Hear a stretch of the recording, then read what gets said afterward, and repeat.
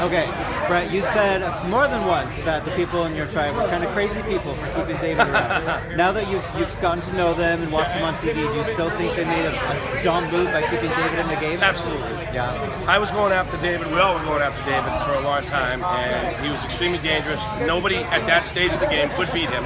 We all knew it. I knew the jury would vote for him, not because they were his best friend, but because he played an amazing game. We all knew it. Anyone a fan of the game knows how good a job he did, and he had that game locked up. Would you have voted if you were? Absolutely. You would have voted. Absolutely.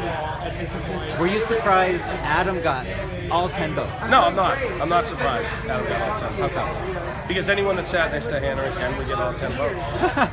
Watching it on TV, I was very pleasantly surprised how good Hannah did answer those questions. Yeah. No, she did. She got a great edit. It was awesome. Oh, okay. So maybe out there it was a little different. No, I'm not saying. Listen, they did a great job editing.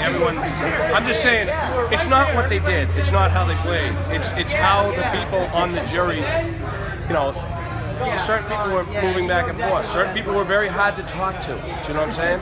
And I knew that the people on the jury felt the same way as me.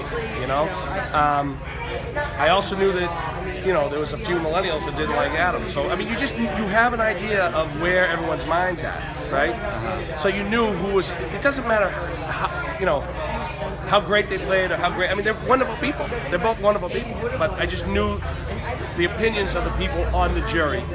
And I knew that if I went to the end with that, I found it fascinating that Hannah said Bret wouldn't take me to the end, because I was dying to take it to the end. You know what I'm saying? So I was fascinated when she said that on TV, because I kept trying to convey to her that I would take her. So I don't know what I gave to her that she didn't think I would take her. But they're good people. I just knew the opinions of the people on the jury, and I knew that if I could get with them to the end, I would win.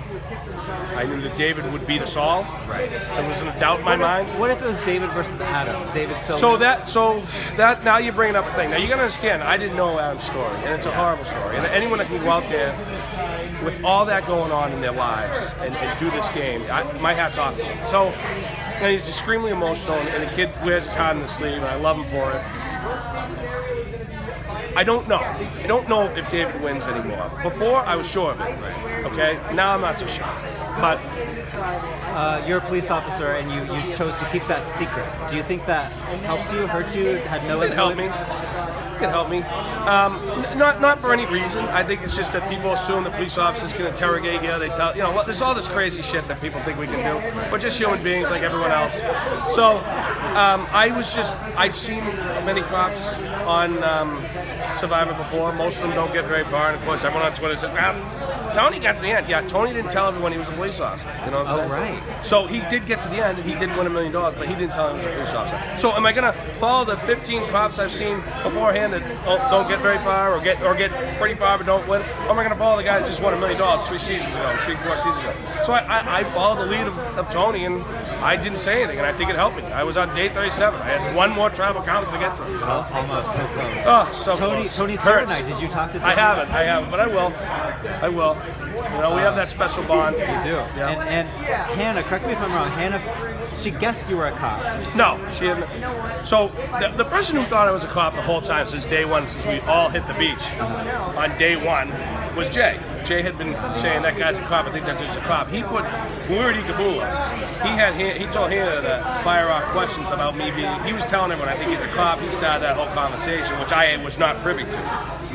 Then he had Hannah go up and ask me questions about funeral home business. Well, I have worked for a funeral home, Gormley's Funeral Home in West Roxbury. I worked part-time for them. The story I told was pretty much the same. I went to the military with one of the owners. Well, he's now a part owner now, but at the time was the nephew. And, I just started working there. I've been working there for a long time, and I know the business. I'm not a funeral director, but I know the business. You know what I mean? And I knew what to say. I answered all their questions correctly, and they moved on. It wasn't an issue.